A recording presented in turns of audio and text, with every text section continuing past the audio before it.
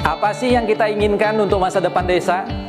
Warga desa yang sehat, pendidikan yang berkualitas, pendapatan yang meningkat dan merata, lingkungan desa yang tetap lestari, desa aman, nyaman, dan damai berkeadilan. adat dan budaya desa terlindungi. Semua itu adalah cita-cita kita bersama melalui SDGs Desa. bergabungan dengan seluruh warga Sebi. Melangkah maju, mewujudkan cita-cita bersama. Desa-desa di Indonesia telah menapaki kemajuan. Butuh kebayaan yang tetap terjaga. Fasilitas di desa semakin baik, pendidikan dasar mencukupi. Akan tetap kita tidak boleh lengah, sebab masih banyak tantangan yang menghadapi. pengangguran pemuda desa. Pengangguran pemuda desa harus diatasi. Penurunan kemiskinan desa harus lebih cepat lagi. Kebakaran hutan harus dihentikan. Kekerasan terhadap perempuan harus dihilangkan. Pekerjaan-pekerjaan yang belum usai ini. Ini harus kita tuntaskan. Jadi, mari berdiri. Mari berdiri. Mari berdiri. Mari berdiri sebaris, berjajar bergandengan tangan, Melukis kuntul baris. Mewujudkan cita-cita kita bersama. dan pastikan Tidak ada satupun warga desa Yang tertinggal di belakang. Mari membangun Indonesia dimulai dari desa. 18 tujuan untuk mewujudkan desa yang lebih baik.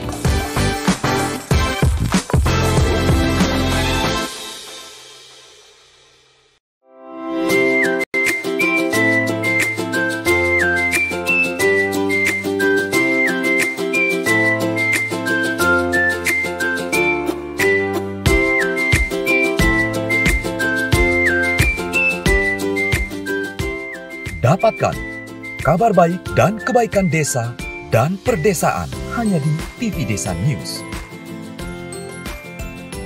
Unduh aplikasinya segera.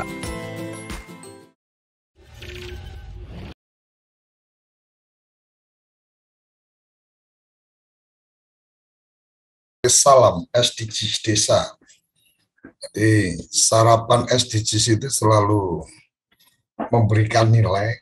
Kenapa? Karena selalu ada hal yang baru. Ini ketika kita share tentang topik amplifikasi informasi pembangunan desa ini, di beberapa grup mempertanyakan amplifikasi itu apa.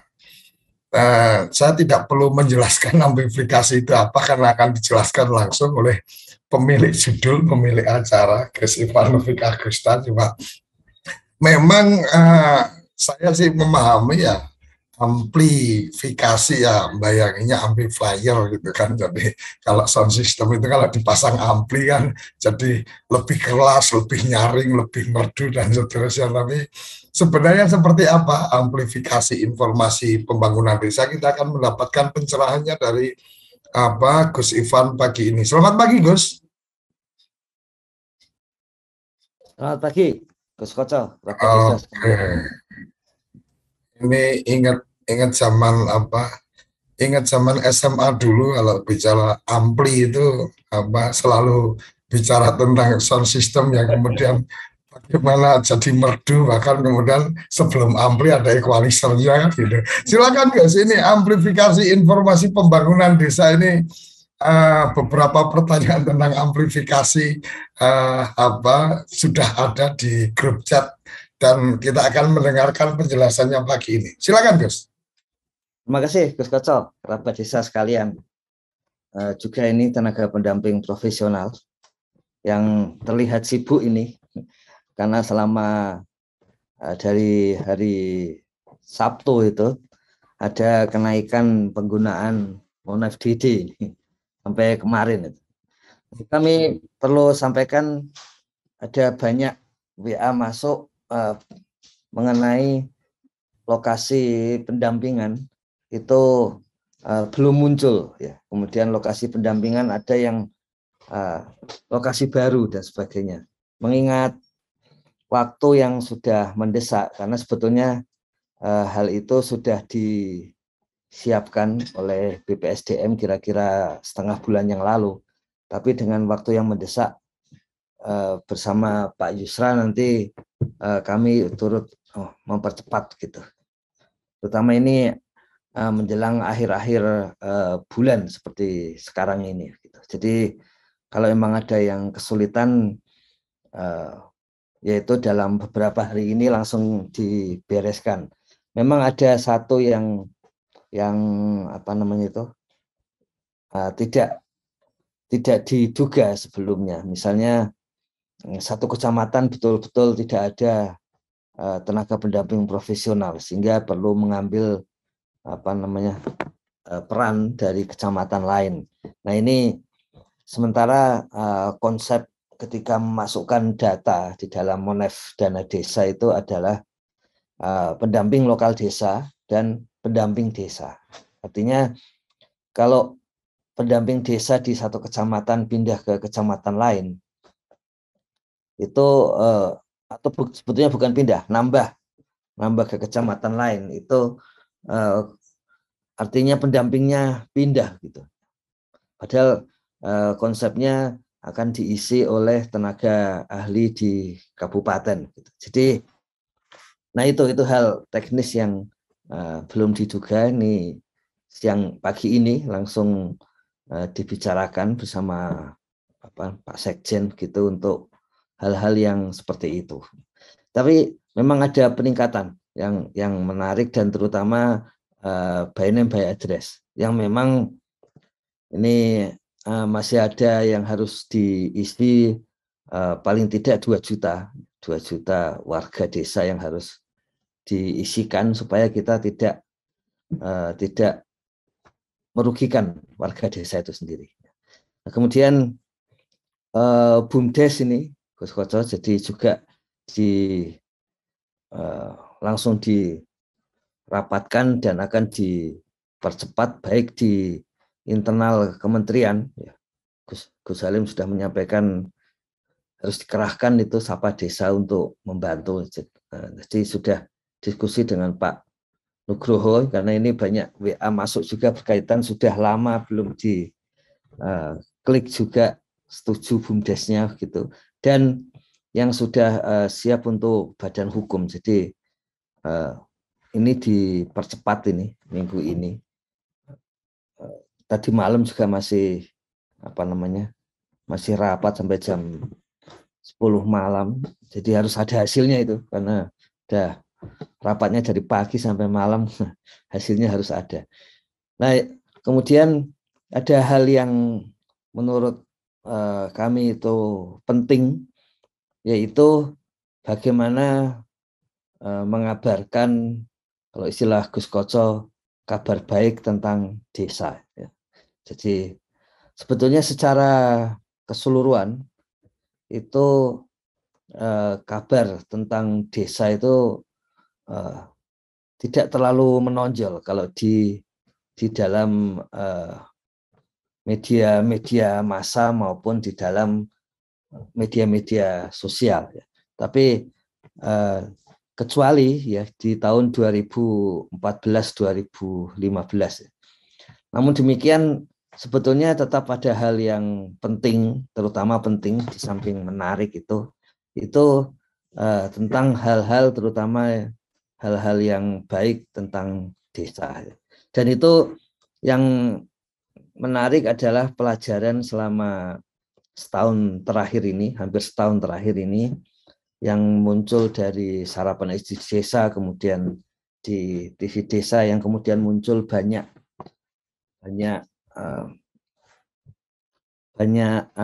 sesi ya di dalam TV Desa itu. Dan kemudian satu hal yang selalu muncul di lantai 2 itu,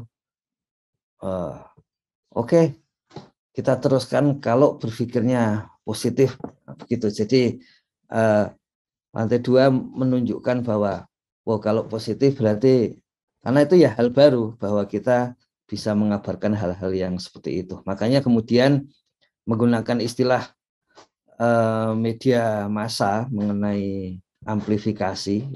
Kalau Gus Koco tadi sampaikan seperti amplifier ya.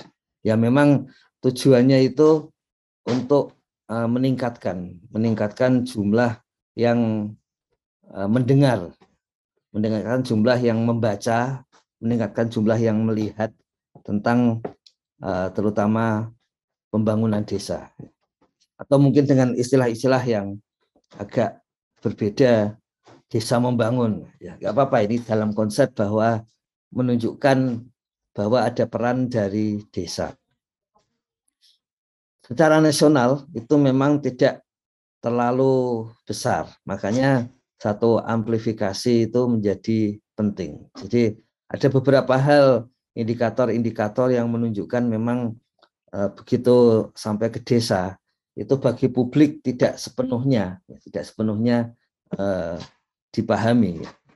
Bahkan yang pertama tidak sepenuhnya diketahui, atau dalam bahasa media biasanya awareness itu masih kurang. Tapi pengalaman di TV desa bahwa tiap pagi yang dulu sering disebut waktu-waktu yang impossible gitu, tiap pagi jam 6 dan pada sore hari ketika dicek paling tidak dilihat sampai 4.000 lebih, 5.000, bahkan ada yang sehari itu 11.000 gitu. Itu menunjukkan satu jangkauan yang sangat penting di sana. Dan oleh sebab itu kemudian di salah satu tugas pokok dan fungsi dari tenaga pendamping profesional itu memang berkaitan dengan amplifikasi itu yang dalam konteks sekarang itu dimasukkan sebagai kegiatan media sosial. Nah, kegiatan itu sendiri begitu ada di awal tahun ini itu sudah menjadi pembicaraan banyak pihak, menjadi pembicaraan banyak pihak. Jadi di clipping Kementerian Desa, clipping elektronik Kementerian Desa itu begitu muncul di bulan Februari, yang pada waktu itu ada istilah status WA gitu. Itu juga muncul di berbagai media online. Bahkan ada saling menulis dan kemudian ya agak sedikit panas waktu itu di sekitar Banten gitu, tulisan-tulisan mengenai kenapa harus ada status WA, kenapa harus ada media sosial media yang berbicara bersama-sama gitu.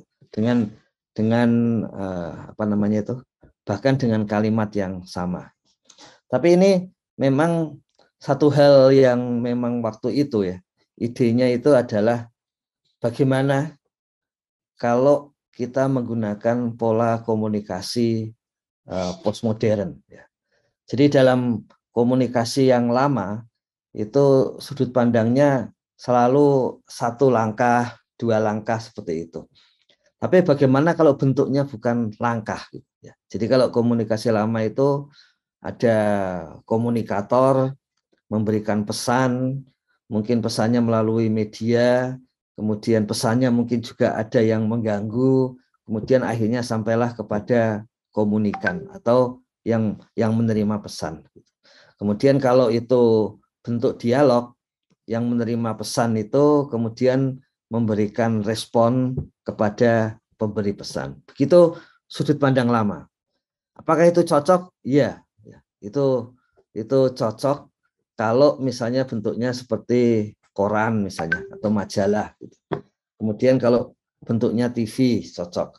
Tapi ketika di dalamnya pada saat yang sama itu penerima pesan juga memberikan respon, itu di masa lalu itu selalu ada lag ya, selalu ada jeda antara pesan diterima kemudian ada jeda memberikan pesan, bahkan jedanya bisa beberapa minggu ya. Nah kalau sekarang dalam model Postmo itu intinya bukan memberikan pesannya ya, tapi justru memberikan kesannya ya. Yang kalau di sekitar 10 tahun yang lalu kemudian kita sering terpeleset dengan istilah pencitraan gitu. Tapi sebetulnya itu memang memberikan kesan. Jadi kalau di masa lalu itu yang penting itu adalah yang dianggap urgent, kemudian menjadi istilahnya berita karena unik gitu. Kalau sekarang itu yang bisa menarik perhatian atau istilahnya seduction, yang bisa merangsang perhatian, itulah yang kemudian akan menjadi pesan. Dan kita perlu hati-hati karena dalam postmodern itu sudah diketahui juga bahwa ternyata yang merangsang untuk orang melihat, berpikir, kemudian berdialog, dan kemudian itu yang direspon. Nah, respon itulah yang kemudian akan membesarkan diskursus. Atau ya kita Indonesia masalahnya juga memelesetkan itu menjadi wacana yang istilahnya tidak usah ada tindakan, tapi hanya omong-omong saja gitu. Padahal maksud dari diskursus itu cara pandang, sudut pandang. Jadi sekarang kita bisa mengetahui bahwa memberikan kesan itu jauh lebih penting daripada isi pesannya pada model yang sekarang. Dan kemudian modelnya bukan satu arah kemudian balik arah lagi, tapi modelnya adalah bahwa apakah itu akan direspon. Jadi respon atau memberikan apa saja, entah itu memberikan kritik, memberikan saran atau apapun itu menambah besar dari rangsangan. Kalau dulu disebut pesan, sekarang kita sebut rangsangan dari informasi itu. Jadi apapun isinya, rangsangan informasi itu kalau kita respon akan membesar. Dan kekuasaan itu tumbuhnya dari pembesaran wacana itu. Dan itulah sebabnya kemudian hal yang paling penting saat ini adalah amplifikasi. Karena amplifikasi itu menunjukkan apakah ada satu pesan kemudian direspon oleh banyak pihak. Apa wujudnya? Wujudnya adalah kalau ada satu pesan dikomentari, bahkan ditulis, diklik saja tanda like atau tanda dislike, tanda suka atau tanda tidak suka, atau diberi tanda tanda cinta gitu. Nah, itu justru itu yang membesarkan. Dan memang sejak tahun 70-an itu sudah ada sudut pandang postmodern yang menganggap bahwa itu pasti yang akan penting. Dan itu mewujud ketika di dekade ini itu adalah sosial media menjadi penting. Dan saya kira kita sudah belajar banyak bagaimana amplifikasi itu bisa mempengaruhi yang saat ini dinilai justru negatif. Justru negatif karena mempengaruhinya itu kemudian digunakan untuk membuat orang tidak berpikir lagi. Karena begitu kuatnya sehingga dianggap wah ini satu kebenaran yang sering kita sebut sekarang dengan istilah post-truth atau pasca kebenaran itu. Nah, yang menarik adalah yang sedang kita lakukan, yaitu hal-hal yang sifatnya negatif itu kemudian dikurangi dan kemudian mengabarkan, kalau istilah Gus Koco itu mengabarkan hal-hal yang positif. Apakah ini bisa? Jadi ada banyak studi sekarang menunjukkan perilaku dari media massa, kemudian kalau sekarang ditambah perilaku dari media sosial. Dan salah satu perilaku yang sopan misalnya, itu ada di negeri Belanda dan kemudian ada di Jepang. Itu bentuknya seperti itu. Yang tidak sopan ya antara lain di kita pada posisi sekarang, tapi juga nggak hanya di kita, negara maju seperti Amerika Serikat juga mendapatkan predikat demikian paling tidak beberapa tahun yang lalu gitu. Jadi artinya apa? Artinya tetap ada pilihan di situ. Tetap ada pilihan. Pilihan kita memberikan rangsangan yang positif atau yang negatif. Dan di situ pilihan kata menjadi penting. Jadi saya teringat kembali pada waktu awal dipanggil Gus Halim, waktu itu sedang ada diminta berbicara di Bogor, kemudian tiba-tiba ditelepon harus langsung ke Abdul Muiz waktu itu karena beliau sering berkantor di sana. Dan kemudian disampaikan bahwa loh, ini sampean ngomong gini narasinya gimana sebetulnya narasi? Ya, istilah beliau tentang narasi itu adalah satu kaitan seluruh informasi kemudian disebut logikanya, kalau istilah sekarang logika, tapi sebetulnya itu sudut pandang itu seperti apa. Jangan sampai salah milih diksinya. Jadi diksi itu saya dengar itu pada waktu saya SMP itu, dan setelah itu nggak terlalu dikenal ya. Waktu itu ada buku Goris Keraf, Diksi dan Gaya Bahasa. Di kota kecil saya di mana buku itu masih sulit itu, begitu ada buku itu di toko buku langsung nabung, kemudian beli itu.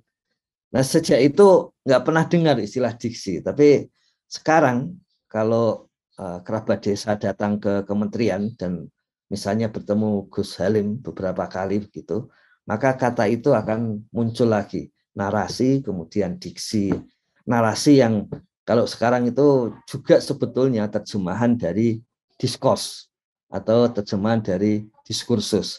Kemudian diksi itu sebetulnya dalam bahasa postmodern itu memang pilihan kata yang bisa membuat, yang bisa menggugah gitu. Jadi jangan dikira misalnya pada waktu menyusun judul, menyusun WA status ya, itu sebetulnya selalu ada koreksi dari Gus Halim gitu. Karena memang itu hal yang didiskusikan dan sudah disadari seperti itu. Nah, di kita yang seperti itu selalu dianggap negatif. Jangan-jangan ini kampanye terselubung dan sebagainya. Ada satu artikel di kompas.id. Ini yang kami dengar dari beberapa survei. Ini web berita yang berbayar, tapi pelanggannya sudah ratusan ribu gitu, hampir mendekati 500 juta mungkin, atau sudah lebih sekarang. Itu di situ ada foto dan kemudian ada caption penjelasan mengenai daily report pendamping desa. Dan yang difoto itu adalah sosial media dari pendamping desa. Dan kemudian dicek apakah itu bentuk dari upaya kampanye terselubung. Ya di masa lalu semua hal yang sifatnya seperti itu ya akan dimulai dengan kampanye dalam namanya gitu ya. Tapi dalam ilmu sosial itu kampanye itu kalau dia terstruktur dan kemudian terutama dadakan dan membuat orang tidak berpikir lebih lanjut seperti itu. Nah, asumsi bahwa tidak berpikir lebih lanjut itu sudah ditinggalkan sejak tahun 60-an. Jadi kalau di masa lalu itu sudut pandang yang sekarang dirasakan salah gitu ya. Kalau waktu itu sih dianggap benar. Itu bahwa pemberi pesan itu selalu penting, pengarang itu selalu penting. Tapi kemudian sejak tahun 60-an itu yang dianggap penting adalah penerima pesan. Jadi ada Georg Gadamer gitu dari Jerman yang pertama kali menyampaikan bahwa penerima pesan itulah tuannya. Penerima pesan adalah tuannya. Bayangkan sudut pandang itu, kemudian ketika kita gunakan di sini, kalau dari sisi kementerian, itu tuannya adalah tenaga pendamping profesional. Karena dilakukan apapun itu yang penting penerima pesan. Kemudian ketika sampai ke masyarakat, maka tuannya adalah masyarakat. Bahkan lebih ekstrim lagi di menjelang tahun 80-an itu sampai disebut bahwa meskipun itu kemudian seperti biasa ilmuwan yang lebih tua tidak mengakui gitu, tapi sekarang sudah terbukti itu yang lebih benar, bahwa pengarang itu sudah mati. Jadi the death of the author. Jadi matinya pengarang. Karena begitu kita menulis, begitu kita menyampaikan, yang paling penting adalah siapa penerima pesannya. Jadi apapun upaya kita, yang paling penting adalah siapa penerima pesannya. Nah, dalam hal ini kemudian menjadi penting adalah bagaimana kalau ini berita misalnya atau apapun informasi kementerian, yaitu apa yang dilakukan oleh tenaga pendamping profesional. Kemudian kalau seperti TV Desa kemudian menyampaikan di dalam WA Group maupun di dalam YouTube dan sebagainya, maka pemirsanya, pendengarnya, itulah sekarang yang menjadi paling penting. Apakah akan merespon atau tidak? Setiap kali merespon, itu intinya membesarkan diskursus. Setiap kali merespon, membesarkan wacana. Atau kalau istilah Salim, setiap kali merespon, membesarkan narasi. Jadi respon itu menjadi penting. Dan yang tidak merespon tentu saja karena tidak terangsang atau sedus tadi, kalau dalam bahasa Posmo itu tidak terangsang untuk melihat, untuk mendengar, atau untuk memperhatikan adanya informasi atau pesan. Nah, kenapa kemudian disebut informasi, tidak sekedar message, tidak sekedar pesan itu? Itu juga karena di dalamnya mencakup berbagai hal yang bisa diolah sendiri, oleh penerima pesan. Jadi seperti itu. Dan kenapa amplifikasi menjadi penting? Memang tadi membesarkan diskursus itu penting. Dan di negara di mana pandangan positif itu menguat, itu sebetulnya cara pandang Posmo sederhana. Berarti diskursus positifnya lebih kuat. Gitu.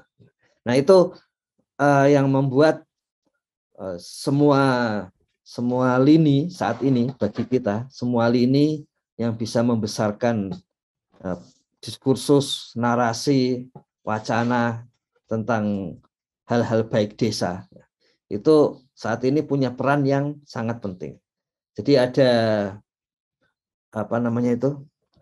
ada ahli neuroscience, ilmu-ilmu tentang otak yang memang bertempat tinggal di Jepang gitu, yang mempelajari antara komunikasi yang sedang berlangsung di Indonesia dibandingkan dengan Jepang, dan kemudian apakah ada, ya karena sekarang ini ilmu terbaru ya, apakah ada perbedaan antara otak dari yang suka menyebarkan hal negatif dengan suka menyebarkan hal positif. Itu memang ada bagian otak yang seperti kita tahu kalau hal positif dia ada di bagian depan, hal negatif seringkali ada di bagian belakang, meskipun saya nggak terlalu paham itu. Tapi itu semakin kuat.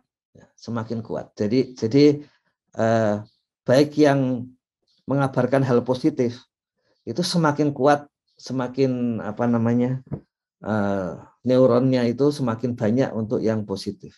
Yang negatif juga demikian. Jadi untuk pertama kalinya sejak tahun 2000-an itu kita menyadari bahwa ternyata hal yang kita rasakan itu punya konsekuensi fisik.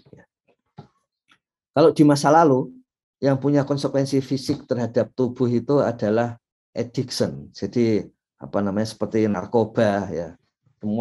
Semua hal yang sifatnya kecanduan. Tapi istilah kecanduan sekarang karena sudah ketahuan itu sampai mengubah otak kita gitu. Maka pilihannya adalah mau kecanduan semakin positif atau semakin negatif gitu.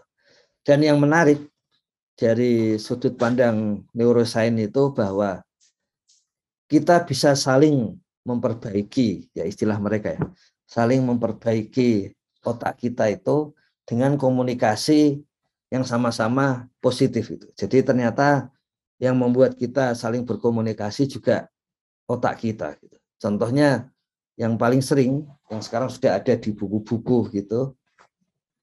Kenapa kalau ada penumpang kereta api di ujung ketawa gitu, apalagi ketawanya sampai keras sehingga merangsang kita untuk melihat, untuk mendengar. Kemudian kita diam-diam tertawa juga.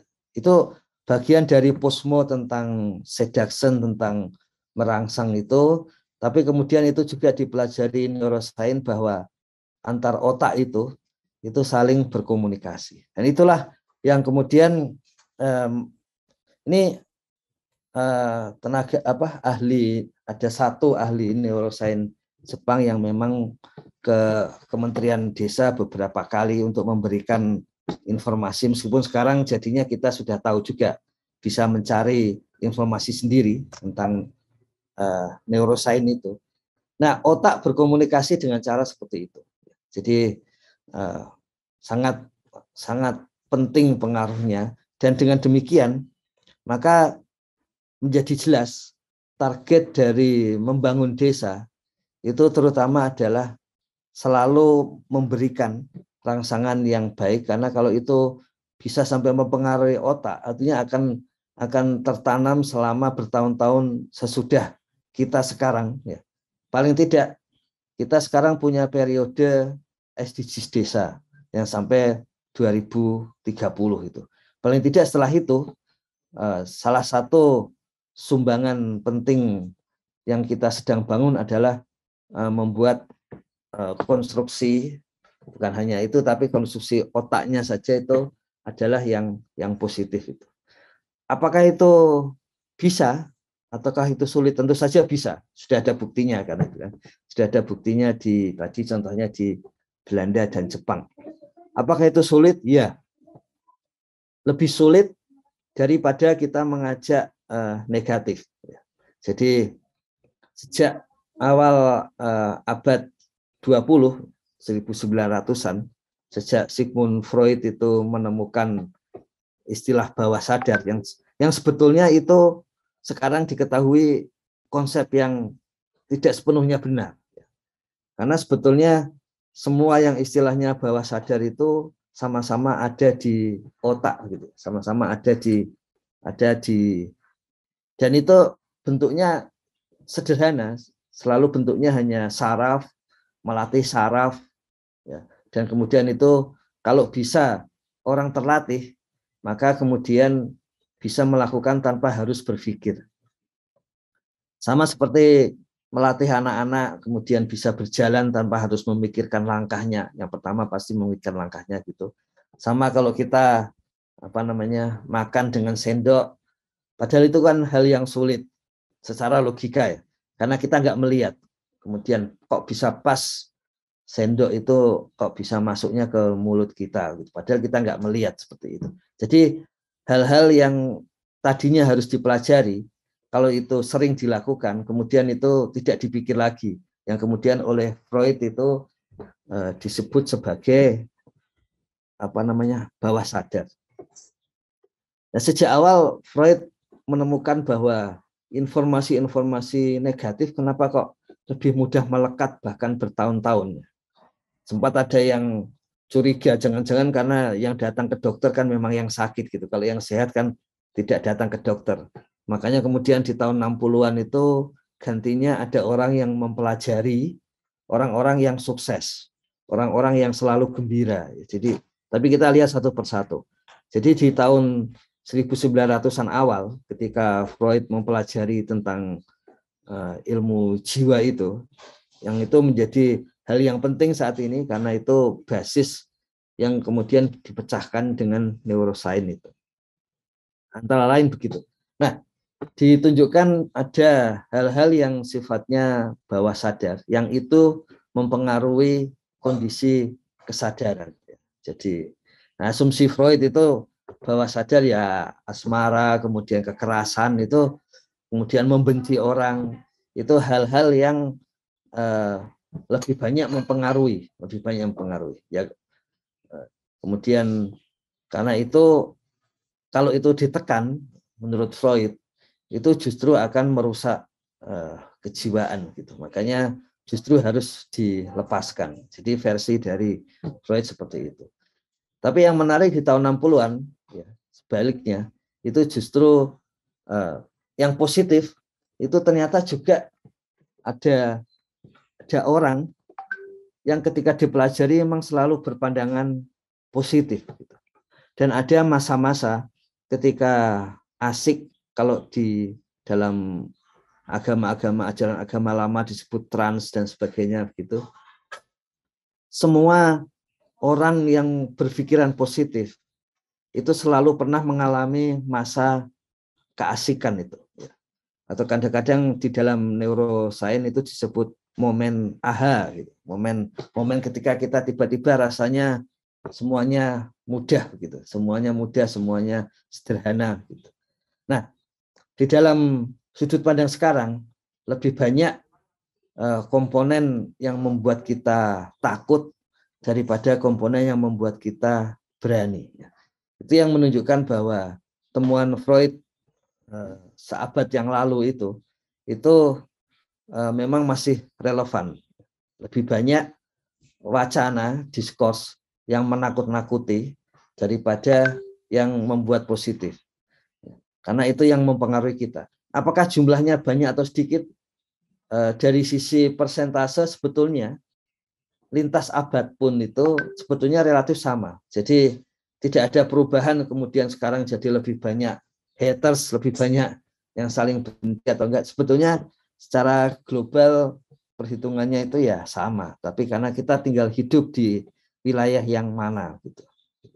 Nah, jadi yang menarik di tahun 60-an itu bahkan hal-hal yang positif pun itu bisa ditularkan. Dan itu konsep-konsep tentang pertandingan antara yang negatif dan yang positif itu menjadi penting. Tapi di kita posisinya adalah mengabarkan hal yang positif, membuat orang menjadi optimis, kemudian melihat masa depan. Tidak sepenuhnya mudah. Kalau kita percaya hasil akhir dari kita adalah kiamat, ya, dan kita nggak tahu kapannya, gitu, itu kan sulit untuk mengajak bahwa kita sedang menuju perbaikan, karena toh hasil akhirnya kiamat. Dan itu ada alasan ilmiahnya yang kita sebut entropi, bahwa setiap kali kita berbuat baik, selalu ada dorongan untuk merusaknya, untuk entropinya. Jadi sebetulnya selalu di dua sisi itu sampai sekarang ya, paling tidak kondisi sampai sekarang. Dan itu mempengaruhi kerabat desa sekalian cara kita untuk segera mengabarkan hal-hal yang baik. Jadi kalau kita buat ringkasannya, paling tidak tadi bahwa komunikasi itu sudah berubah dalam bentuk posmo itu menjadi tidak lagi pesan tapi informasi, ya, itu menjadi penting. Kalau pesan bisa diolah, kalau informasi itu, kalau pesan komunikator menjadi penting. Jadi kita tahu zaman Orde Baru bagaimana Bung Harmoko almarhum itu menjadi sangat penting sebagai komunikator. Tapi sebetulnya pada saat itu kalau dipelajari ulang, kajian-kajian ulang pada masa itu, tetap yang paling penting adalah respon dari yang menerima informasi itu. Jadi kita harus melihat itu. Dan masuk akal kenapa harus ada sapa desa yang menerima semua respon warga desa, ya. Kemudian harus ada komponen yang kalau kita belajar kemarin tentang mitigasi bencana, supaya ada komponen respon dari luar sistem. Ya karena memang sebetulnya itu saat ini yang penting. Nah sekarang konstruksi untuk membuat informasi positif, ya, itu ada beberapa hal. Paling tidak kita yakin adanya kemajuan di masa depan. Yakin adanya kemajuan di masa depan. Dan karena itu apa yang akan dicapai di masa depan itu kemudian penting untuk menjadi patokan bersama. Jadi kalau istilah Gus Koco itu kenapa SDGs desa itu menjadi sangat penting, karena itu sangat mudah untuk menunjukkan bahwa kita tujuan kita kemana dan kita semakin maju. Jangan lupa sejak dulu salah satu yang merangsang manusia untuk bergerak itu adalah keyakinan kita akan masa depan lebih baik gitu. Baik itu dilakukan oleh golongan, ya kalau zaman dulu istilahnya golongan kapitalis yang yakin dengan selalu akumulasi kekayaan, maupun golongan-golongan sosialis yang yakin ke depan itu akan ada pemerataan gitu. Tapi intinya teleologi seperti itu, masa depan yang dianggap baik itu yang selalu menggerakkan kita gitu. Dan karena itu di dalam pembangunan itu ada istilah membangun itu perubahan sosial menuju yang lebih baik gitu. Kenapa disebut lebih baik? Karena tidak hanya lebih tinggi atau lebih rendah, tapi di dalamnya adalah ada aspek etis. Itu aspek yang menggerakkan secara, kalau istilah zaman dulu, secara bawah sadar. Itu adalah aspek yang ingin dicapai dengan menggerakkan komunikan atau penerima informasi seperti itu. Dan itulah sebabnya SDG desa itu bentuknya adalah goal-goal yang kemudian sekarang ini Gus Halim sudah akan menyampaikan rincian dari masing-masing sasarannya itu. Karena itu salah satu cara otak kita, cara manusia gitu, untuk kemudian melakukan hal-hal yang positif, ya, positif yang lebih baik, yang artinya amplifikasi untuk informasi positif itu salah satu cirinya diarahkan seperti itu. Jadi ada tujuan yang kemudian dianggap lebih baik. Kita ingat bahwa adanya tujuan itu membuat kita bisa menahan diri. Yang kalau dalam bahasa neuroscience, dengan adanya tujuan itu kita bisa menahan kecanduan. Apapun namanya, apapun bidangnya, kecanduan yang artinya itu tidak bisa menahan diri, itu bisa diatasi dengan adanya teleologi. Teleologi sendiri punya kritik karena itu menganggap bahwa manusia bisa merancang masa depan. Padahal posmo itu justru salah satu kekuatannya adalah kita menyadari tidak bisa merancang masa depan, tidak bisa merencanakan. Tapi bahwa ada ide tentang masa depan yang lebih baik itu realnya ternyata masih menggerakkan kita gitu. Dan bersama-sama. Kalau dalam bahasa komunikasi kita sebut intersubjektif gitu. Dan itu artinya adalah kalau bahasa neuroscience komunikasi antar saraf-saraf otak kita. Itu kalau dalam kegiatan sehari-hari ya amplifikasi. Jadi kita melakukan kegiatan intersubjektivitas untuk meluaskan, melebarkan, kemudian menambah jaringan penerima informasi kita. Nah, ada beberapa hal yang memang harus sensitif, yang kalau di hal-hal yang lain justru itu yang dihilangkan. Misalnya sensitivitas kepada manusia. Ini aspek komunikasi yang kedua yang perlu dijalankan dalam pembangunan desa. Jadi selain ada tujuan, kemudian ada hal-hal yang sifatnya manusia. Kemarin Kementerian Desa menerima berita misalnya tentang ada warga di Flores gitu yang menyampaikan sangat sulit hidup di sana karena dia ya miskin, kalau sekarang kita pakai istilah miskin ekstrim seperti itu, dan bantuan yang diterima selama COVID itu baru BLT dana desa gitu. Tapi bukan karena BLT dana desa, tapi bahwa itu dianggap penting bagi warga desa, itu yang membuat rasa manusiawinya tersentuh. Bagaimana melihat kondisi seperti itu yang sekarang jadi kita ketahui bahwa kalau di Nusa Tenggara Timur untuk kemiskinan ekstrim itu nilainya bisa lebih dari 50%. Bahkan ada yang sampai 80% di desa-desa kita.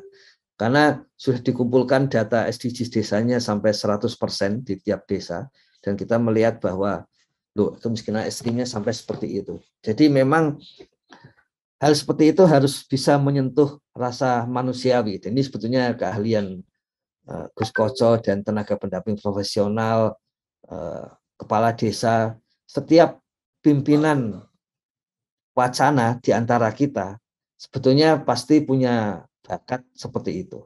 Menjadi pendamping desa yang bisa membuat orang lain mendengarkan, itu pasti punya bakat untuk membuat komunikasi antar otak kita itu jalan. Kemudian kepala desa sudah pasti, sehingga bisa menggerakkan sampai ratusan dan ribuan orang gitu. Nah, satu hal yang penting adalah jangan sampai kehilangan aspek kemanusiaan itu. Dan istilah dari Gus Halim itu adalah hal-hal yang kita temui sehari-hari, hal-hal yang tidak bisa kita rancang seperti hal rasa itu, yang kemudian dengan tegas disebutkan di SDGs ke-18 tentang budaya yang adaptif. Tapi intinya harus ada budaya di situ, karena itu bagian yang paling mudah di sekitar kita untuk tetap bisa menjaga humanisme atau rasa kemanusiaan kita. Jadi itu perlu diamplifikasi dengan cara seperti itu. Kenapa? Karena ternyata informasi yang bertahan sampai berabad-abad itu adalah hampir semuanya informasi yang sifatnya humanistik, yang berkaitan dengan rasa kemanusiaan. Jadi itu informasi yang dalam tanda kutip ya, relatif abadi bagi dalam perjalanan manusia gitu. Makanya itu yang harus ditekankan. Setinggi-tingginya informasi untuk menyebarkan kebencian itu lebih tidak bertahan daripada informasi yang mengabarkan kebaikan. Jadi mungkin saja sejatinya kita lebih menyukai kebaikan karena itu membuat hidup kita lebih enak, lebih baik daripada yang negatif gitu. Tapi juga di dalamnya ternyata hal itu kemudian kita sampaikan secara turun-temurun dan sebagainya, sehingga itu lebih banyak bertahan daripada yang negatif. Nah, itu adalah poin yang perlu digunakan di dalam amplifikasi. Jadi termasuk pengambilan keuntungan jangka pendek yang disebut sebagai kampanye itu juga tidak akan ada gunanya. Dan sekarang yang ketiga, kita juga mengetahui bahwa tidak seperti pandangan Posmo di tahun 70-an yang di situ meyakini bahwa tidak ada yang lebih penting daripada yang kita pikirkan. Jadi realitas di lapangan nggak penting, yang penting yang kita pikirkan. Yang kita pernah belajar waktu itu tentang idealisme bukan realisme seperti itu. Tapi ternyata penting juga melihat apa yang terjadi di lapangan. Meskipun sesuai pandangan Posmo, yang kita lihat di lapangan pun itu juga tergantung tafsir kita. Jadi ada yang menarik ini kerabat desa yang disampaikan misalnya oleh Gus Halim. Memang misalnya ada masalah di dalam aplikasi, tapi kemudian aplikasi yang bermasalah itu mengumpulkan data sampai hampir 100 juta orang. Jadi, tapi tafsir terhadap itu menjadi bagian dari hal yang penting gitu. Nanti di lapangan juga sama. Setiap kali ada realitas itu penting, karena realitas itu ternyata tetap mendukung adanya komunikasi informasi itu. Tapi menjaga, karena tadi yang paling penting itu adalah komunikan, penerima pesannya itu, menjaga tafsir positif atas realitas itu ternyata juga sangat penting pada saat ini. Makanya itu Dan itu bukan hal yang ya harus terbiasa seperti biasa, bukan hal yang mudah bagi yang tidak terbiasa.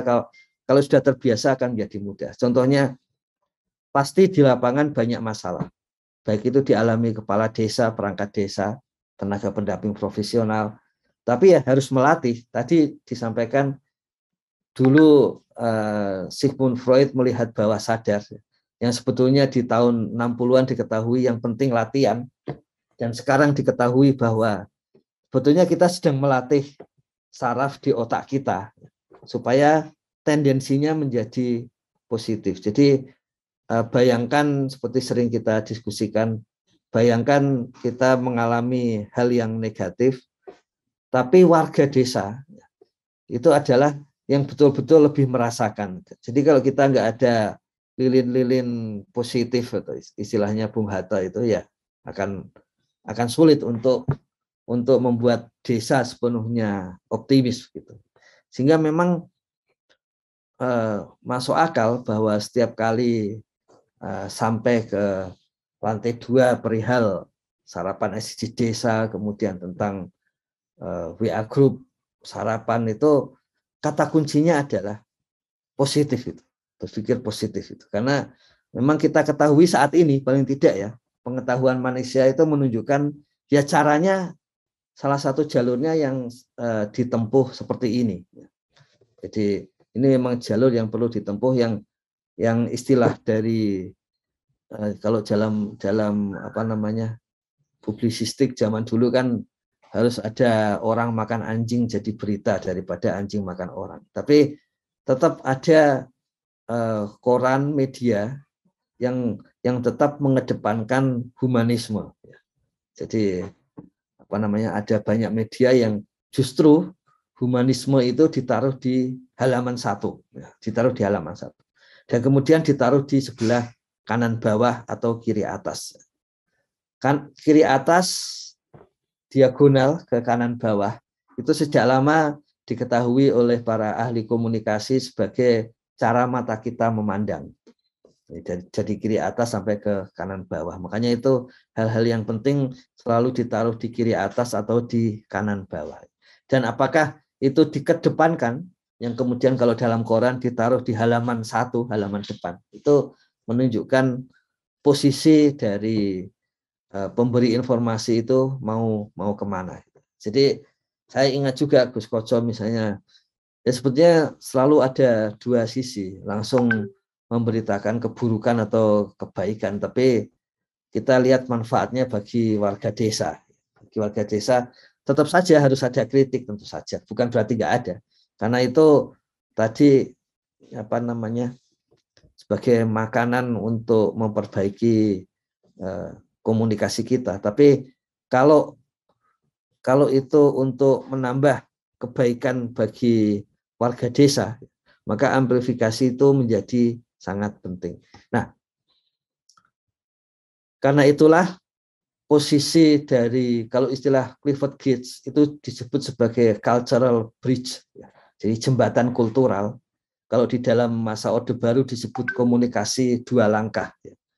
Nah, posisi seperti itu saat ini tidak sepenuhnya tepat memang, karena tidak ada orang yang bisa menjadi penerima informasi begitu. Yang kita lakukan tetap sama, kita terangsang terhadap satu informasi, kemudian kita merespon, kemudian orang lain kebetulan terangsang juga terhadap informasi itu dan kemudian merespon. Jadi tahapannya bukan ada pemberi pesan antara. Kalau dulu asumsinya para kiai, tokoh masyarakat, tokoh agama itu pemberi pesan antara. Jadi langkah pertama, kemudian memberikan kepada halayak. Kalau sekarang tidak sebetulnya, dan tidak bisa seperti itu. Makanya istilah kalau dulu itu 2 langkah, kalau sekarang ada istilah berjenjang, kalau ada istilah beberapa tahap, itu sekarang tidak lagi, karena sebetulnya bukan sekedar tidak ada 2 langkah itu, tapi memang konsep itu tidak relevan dalam kondisi komunikasinya bukan komunikasi lama, tapi komunikasi baru yang di situ siapapun yang terangsang kemudian menyampaikan respon, ya, itu menjadi pembesaran skala atau amplifikasi dari diskurs gitu. Jadi posisi kita seperti itu, tidak sepenuhnya mudah, tapi kita sudah punya beberapa patokan di tahun 2021 ini. Karena itu tidak ya terbayang seperti biasa. Kita pelajari dalam paradigma. Itu ide itu sudah muncul di tahun 60. Ide tentang yang sekarang kita sebut postmo dan post-truth itu. Kemudian membesar di tahun 70-an. Di Indonesia itu ya baru dikenal di tahun 90-an ide itu gitu. Tapi sekarang posisinya itu memungkinkan. Media sosial itu sudah pasti, kalau istilah Gus Salim, sudah tidak ada lagi sekat-sekat antar lapisan itu. Sudah tidak ada lagi sekat-sekat antar jenjang karena itu memungkinkan semua langsung kena. Kalau istilah di dalam komunikasi yang terbaru tadi, semua yang terangsang kemudian memberikan respon, itu membesarkan skala dari diskursus. Itu membuat amplifikasi dari diskursus. Dan diskurs atau informasi yang kita bangun, ya, itu karena lebih bermanfaat, maka kita sengaja memilih informasi aspek-aspek yang membuat optimis bagi desa. Jangan lupa itu, selalu ada entropi, selalu ada hal yang sifatnya merusak ya di dalam diri kita sendiri juga. Makanya tetap perlu ada kritik dan saran. Dan itu intinya adalah mengolahnya, kemudian tetap mengolahnya sebagai pembesaran skala dari narasi kita. Begitu Gus Kocok. Agak terlalu abstrak, tapi kita akan jalankan sehari-hari ya, sehingga itu menjadi kebiasaan dari diri kita. Begitu Gus Kocok. Terima kasih. Seperti di menit pertama tadi. Oke, luar biasa. Jadi kita sudah mendapatkan pencerahan tentang amplifikasi. Jadi bagaimana memperluas, menguatkan penyebarluasan informasi pembangunan desa. Dan sisi yang lain yang tadi disampaikan adalah tentang bagaimana hal positif yang perlu disebarkan. Jadi ketika orang-orang baik ini tidak banyak bicara, maka yang berbicara adalah orang-orang yang tidak baik. Maka apa yang dikatakan oleh orang-orang tidak baik itu dianggap sebagai satu kebenaran. Maka bersalahlah atau berdosalah orang-orang baik yang tidak banyak bicara.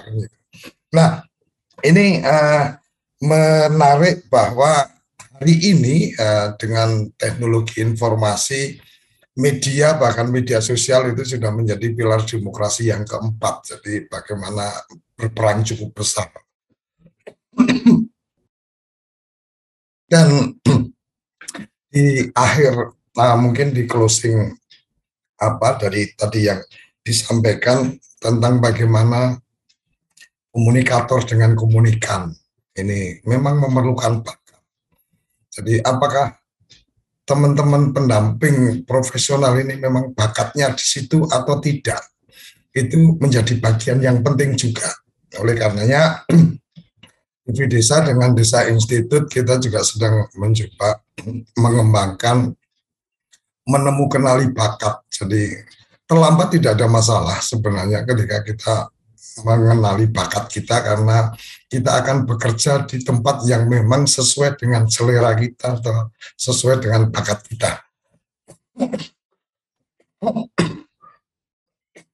Ini bagian yang kita akan kembangkan ke depan. Dan saya jadi karena Gus Ivan cerita tentang bagaimana baik, kebaikan dan seterusnya, saya jadi teringat dengan satu catatan yang saya tulis di lembar pemberitahuan tentang kelahiran anak saya. Jadi kebiasaan di kampung itu kalau memberikan nama itu kan kemudian ada selamatan gitu. Nah, dibungkus di kemasan selamatan itu saya mungkin agak berbeda dengan teman-teman pada saat itu. Jadi saya menyebutkan nama anak saya siapa, maknanya apa, itu saya tuliskan di situ. Kemudian panggilannya siapa, itu saya tuliskan di situ. Supaya apa? Supaya orang kalau memanggil biar sama, karena namanya panjang nanti takutnya ada yang manggil siapa. Kita sudah mengarahkan anak saya itu panggilannya ini, bukan ini kan gitu. Nah, dan yang kemudian saya tulis di sana adalah tentang Durati Law, tentang bagaimana mendidik anak. Jika anak dibesarkan dengan celaan, dia akan belajar memaki. Jika anak dibesarkan dengan permusuhan, dia akan belajar berkelahi. Jika anak dibesarkan dengan cemoohan, dia akan belajar rendah diri. Jika anak dibesarkan dengan hinaan, dia akan belajar menyesali diri. Kadang-kadang kita mengikuti tradisi yang agak kurang tepat. Ketika anak kita jatuh, maka kemudian tanah dipukul karena siapa yang nakal, ini yang salah dan seterusnya. Padahal itu adalah kesalahan anak kita, umpamanya tersandung atau apa. Bukan karena batunya ada di situ, tapi karena kamu tidak hati-hati. Ini yang kadang-kadang kita tidak lakukan. Lanjutan dari bagaimana anak supaya tidak memaki, berkelahi, rendah diri, dan menyesali diri, ada lanjutannya adalah tentang jika anak dibesarkan dengan toleransi, dia akan menahan diri. Jika anak dibesarkan dengan dorongan, dia akan percaya diri. Jika anak dibesarkan dengan pujian, selalu memuji, selalu kita puji, dia akan belajar menghargai. Jika anak diperlakukan dengan sebaik-baiknya perlakuan, dia akan belajar keadilan. Ini sesuatu yang waktu itu terbersit andai kata semua yang punya anak itu berpegang pada puisi ini sungguh luar biasa.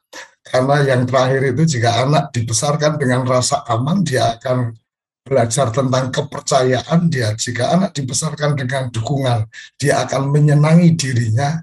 Dan jika anak dibesarkan dengan kasih sayang dan persahabatan, dia akan menemukan cinta dan kehidupan.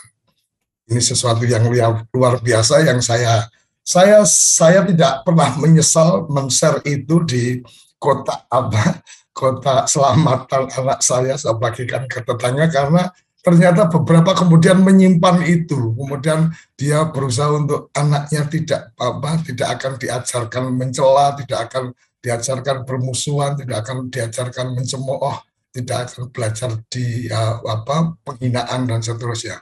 Jadi nilai-nilai positif harus sudah ditanamkan dari awal, dan kenali bakat tidak harus kemudian kita anggap terlambat kalau hari ini baru kita kenali. Karena saya merasa sebagai contoh saya pribadi, saya merasakan bahwa saya cocoknya bekerja di bidang ini baru beberapa tahun terakhir ini. Awal-awal kita sepertinya, ini enak ya kerjakan, ini enak kerjakan, tetapi ternyata kenyamanan atau kesesuaian kita ada di bidang yang mana itu mungkin baru kita temukan di usia-usia yang sudah masuk di senja, tetapi itu tidak menjadi sesuatu yang salah, karena apapun menjadi lebih baik ketika kita nyaman dengan apa yang kita kerjakan sesuai dengan bakat dan minat kita. Oke, sampai di sini apa yang disampaikan oleh Gus Ivan tentang bagaimana kita melakukan amplifikasi informasi pembangunan desa. Saya pikir teman-teman pendamping profesional perlu menjadi komunikator yang handal dan perlu mengenali komunikan dengan baik. Karena ketika tidak mampu menjadi komunikator, tidak bisa mengenali komunikan, maka cara berkomunikasinya akan tidak pas dan kemudian pesan-pesan tidak akan sampai. Sampai di sini sarapan SDGs pagi ini luar biasa, ilmu luar biasa kita dapatkan dari Gus Ivan pagi hari ini, dan semuanya begitu cepat berubah. Hanya mereka-mereka yang tidak yang tidak siap untuk mengikuti perubahan yang akan tertinggal. Saya yakin teman-teman pendamping profesional tidak akan menjadi orang-orang yang tertinggal.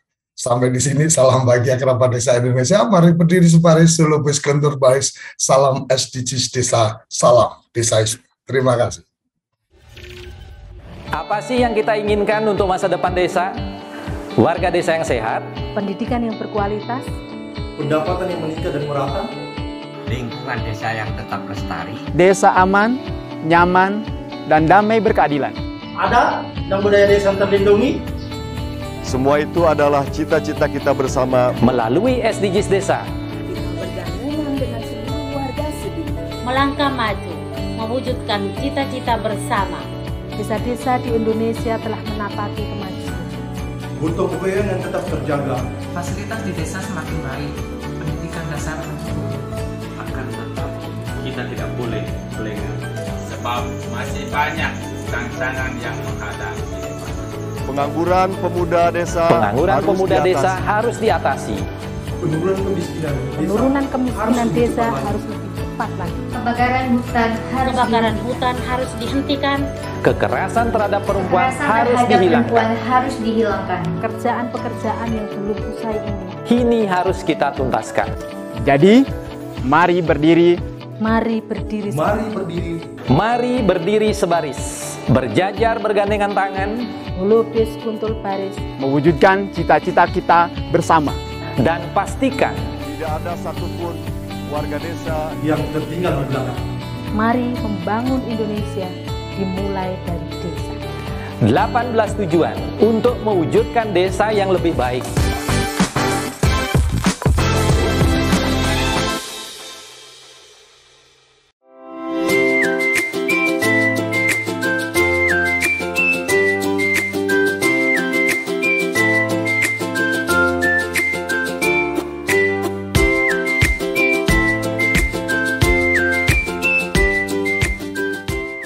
Dapatkan kabar baik dan kebaikan desa dan perdesaan hanya di TV Desa News. Unduh aplikasinya segera.